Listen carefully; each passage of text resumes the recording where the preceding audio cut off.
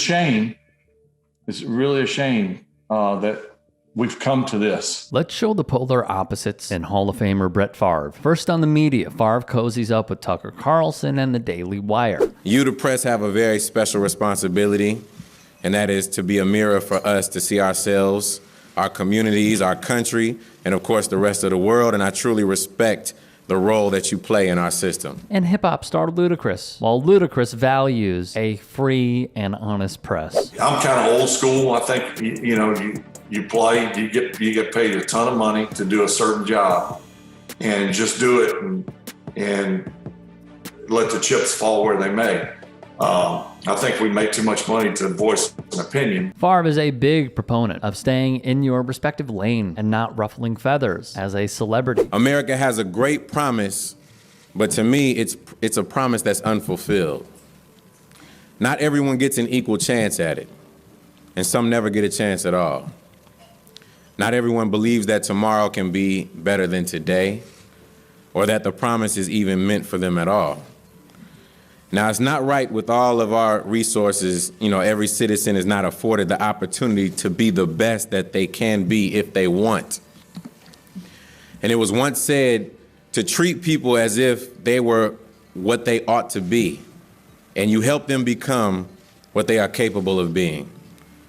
That is a promise fulfilled, in my opinion. While Ludacris calls out the systems in place that have not made life easier in this country. NFL Hall of Famer Brett Favre is facing questions tonight of whether he knowingly took $5 million of state welfare money to build a new volleyball facility for his daughter's team 5 years ago at her university and his alma mater. The contrasting subjects show the two Americas we truly live in, with these allegations of Favre taking money from the poorest in the entire country. Our communities need fixing. Our systems are badly broken. We can't wait on the government, the institutions, social programming, and policies alone to fix our communities. We have to look at other sources. In today's world, we have new issues and new challenges. The old way of looking at these issues and challenges have not rendered the outcomes that I feel we want. Trust bonds have been broken. Logical thinking, while necessary, is not sufficient. We need lateral thinking. And by that, I mean thinking outside our current frame of reference. We need a new type of leadership. But currently, people are looking in a different direction for philanthropic leadership. There's a call for everyday people to take leadership role within philanthropy in order to help the communities in which they work and live. And Ludacris exposing the shortcomings while doing his part to mitigate unwarranted circumstances in society. One message indicates he knew it was shady. If you were to pay me, is there any way the media can find out where it came from and how much, he asked. The governor responded to Favre's request. Use of these funds is tightly controlled. Any improper use could result in violation of federal law. The former governor wrote him, "I am too old for federal prison." If the allegations are true, this is not what leadership looks like. So when I sit here and say that we always wish that we can do more, I honestly say that. And I feel like with more power and more influence, and the more that I do, the more that I can give back. And the reason that I'm up here today is just to let everybody know that I try to lead by example, in that I feel like I have a certain amount of power and influence. I feel like that there are others that have more power and influence than I have, and there are some that may not feel as if they have as much power and influence as I have, but that doesn't mean that they can't do their part in giving back. This, my friends, is what it looks like. The former Green Bay Packers legend is accused of being part of a scheme that funneled welfare funds to him and projects where he had a vested interest. However, Favre is not alone, as the state's largest ever public corruption case involves the misappropriation of more than $77 million intended for the Temporary Assistance for Needy Families program. Kudos to Sports Illustrated and Robin Lundberg here. This period in our history should be a time of reflection for all of us to appreciate what we have and what we have given to those in need of our help. The task is not so much to see what no one yet has seen, but to think what no one yet has thought about that which everybody sees. We have to have a paradigm shift regarding issues and possible solutions. And I shouldn't have to tell you all that because you know it. Amen to this here as well. Me and Deanna have been blessed with a wonderful material things because of what I've done.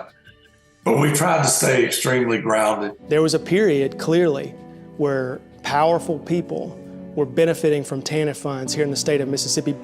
The first time that I knew that Brett Favre had some sort of intersection with our investigation was when an investigator walked into my office and he said, "I need you to watch this video." State Auditor Shad White led the investigation. It was a video of Mr. Favre promoting Prevacus's product, which was a nasal spray that was designed to prevent concussions. And my first question was, what does this have to do with welfare money? And the investigator's answer was exactly, what does it have to do with welfare money? Again, if the allegations are true, this is called gaming the system. The call for new philanthropic leadership is also a call for new relationships of trust. Understanding these communities in need and garnering their trust and the trust of donors that their contributions will make a direct and positive impact is extremely important to me. Now, I take the responsibility of leadership and giving back very seriously, as you can tell.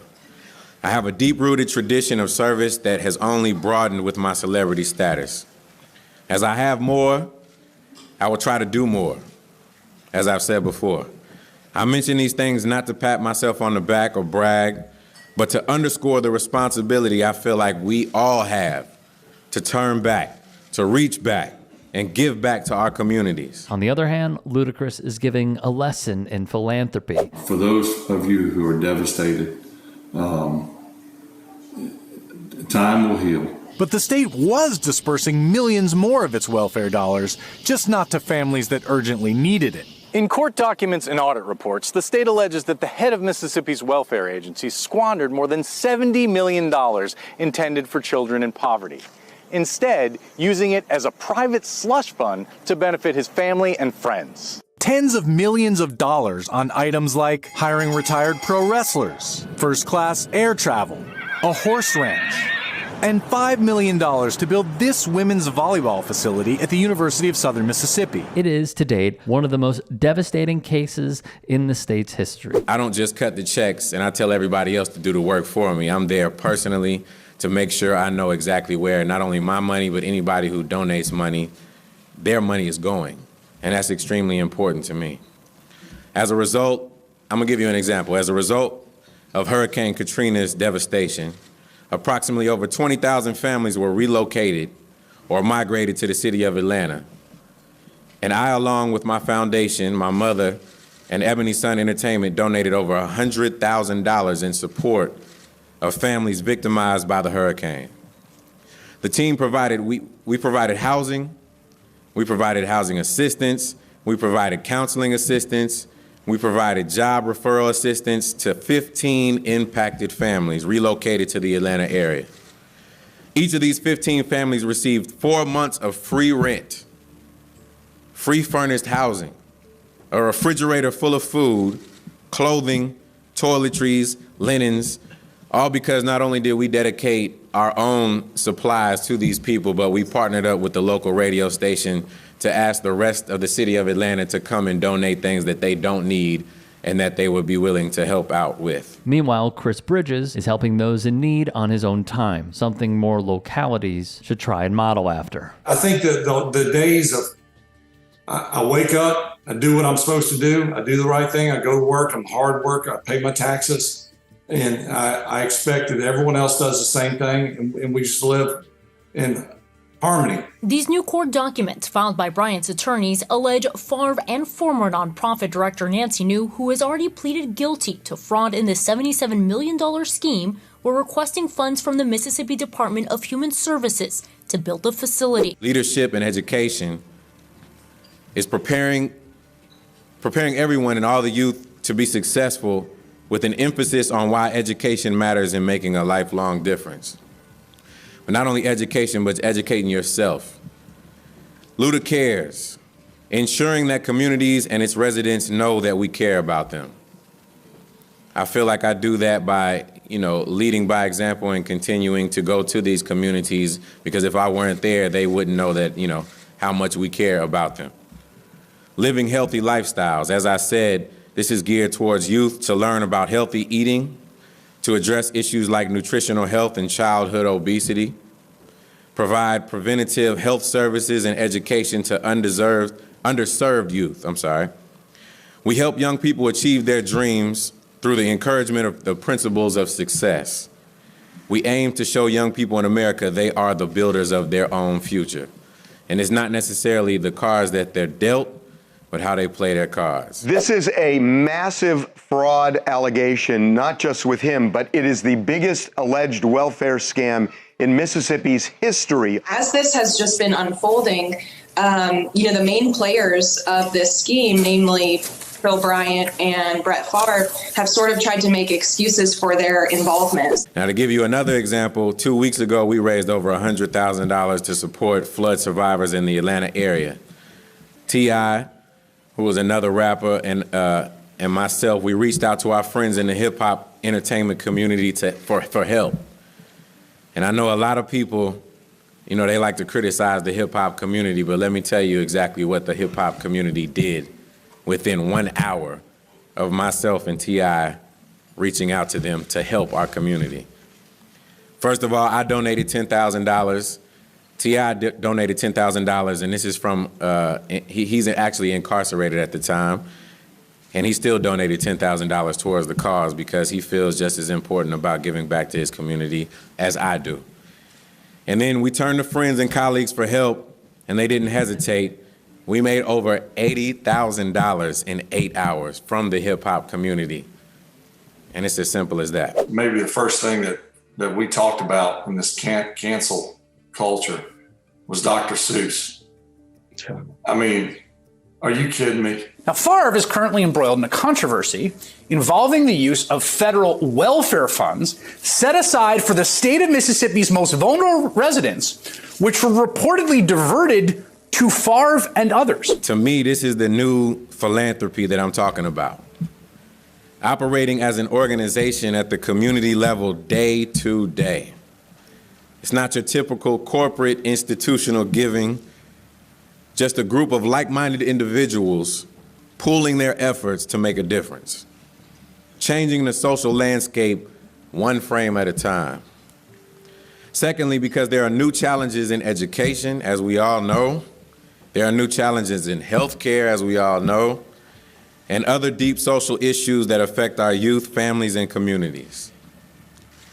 Now, I feel like we have to approach these challenges with a new language, a form of communication that everyone knows about, a new technological platform, and a broader view of community and globalism.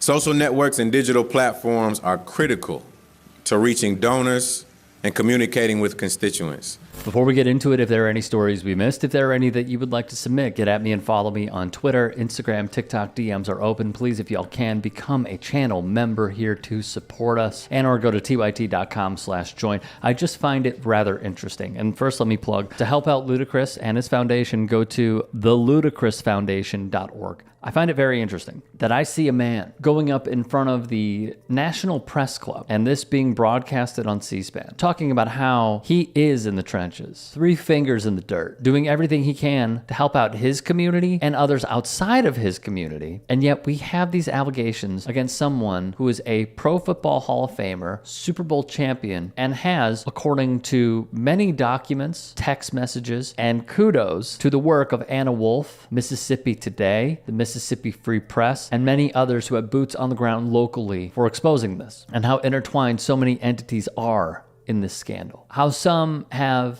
decided to funnel money from, according to The Athletic this is, their charities, Far for Hope, in order to build a different volleyball facility, or befriending those in positions of power who run different localities to then funnel that money, according to the reporting, into building a volleyball facility, lockers, beach volleyball, what have you. It's rather odd because, as I have seen it over time, one, by right-wing media, has been painted as a villain and as a problem child, and the other as the all-American story.